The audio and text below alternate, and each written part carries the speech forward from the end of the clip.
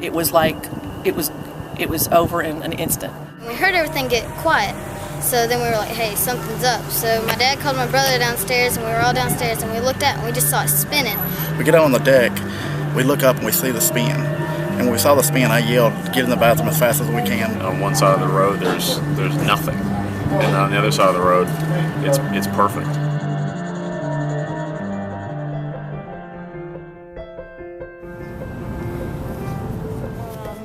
First response team?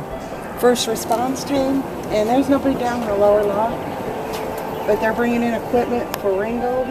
We've already had discussions with everyone yesterday. We were told to come here, and our equipment was supposed to join with city dump trucks to clear debris. Okay. So we're a non-profit. We're not like a business. There's no charge or anything. When you first see it, it's just, you don't even know what to think. I mean, you want to help, but at the same time, you just can't stop but, help but stop and stare and just, be in awe of what nature can do. This is what we have been preparing for. This is what we're ready for.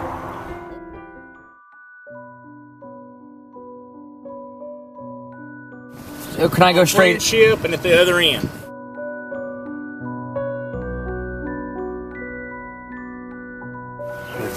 As far as this situation here, is this going to be a building where a lot of the community is going to be helped? Is this people are going to be fed here? And yes. If you want to power up this building, we can do that for you, and we can also set up a light tower. It's full of fuel. It can be over here in 10 minutes. All we need is a local electrician. Okay. That's it. And power up this whole building. Let's hop in and I'll make a phone call to my electrician. Okay. The storm just happened and these folks need some food. They need some water, they need a place to sleep. Some of the older folks need some air conditioning. Trying to get power back in the cities, but right now this church doesn't have any power. All the infrastructure is pretty busted up, and so they can't get a direct line of electric into the building. So we're literally going to take some of our gear and just dig up the whole curb and part of the parking lot so we can get our rig in. We got to do what we got to do. First Response of America has, donated the generator to get them, up and running for, 2 or 3 days, however long it takes to get the service repaired. I'm glad Ringgold Methodist can be a hub for the community so that we can all help lots of different areas. So the church is already geared and focused on serving the community. They just simply need some power. We're going to help them with that.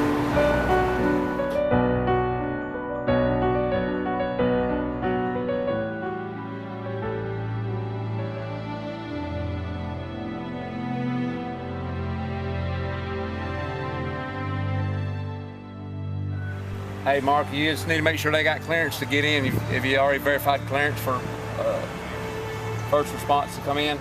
But if you need to load from the back, it would be better for him to pull up this way, turn back west, and then back up this way. All my equipment is back over here because I can't get out over this way.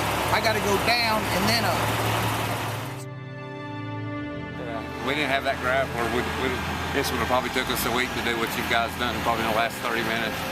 It's vitally important to have organizations such as yourself come in and help us out. We've never encountered anything. This city's been here for almost 150 years.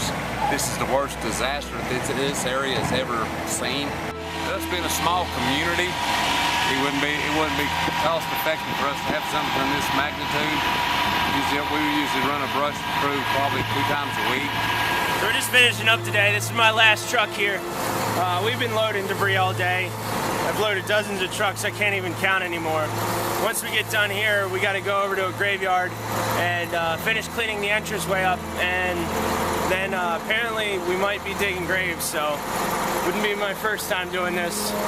It's usually pretty sad to do, but we're here to help.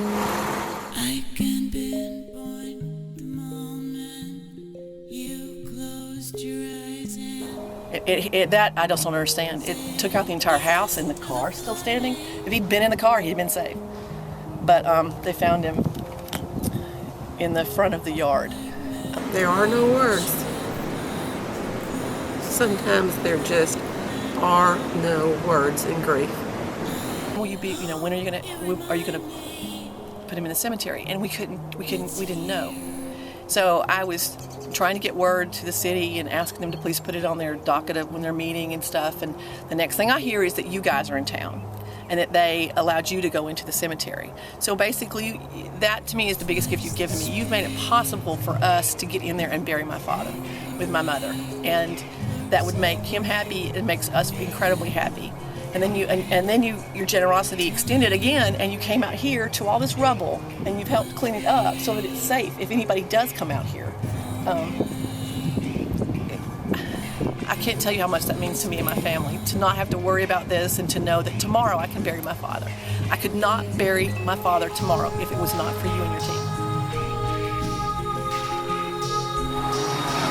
They're speculating we might have had 1, maybe 2 tornadoes hit. They're really trying to iron that out now. I mean, this is a devastating thing that happened to Ringgold, but we are still Ringgold, but we will unite to bring this city and town back together. You've been able to work hand in hand with our public utility or public works, road crews, and take some of the tension, some of the push, some of the critical effort, and let them have their attention on doing some other things while you are helping fulfill the mission that we all have, to make Ringgold whole again.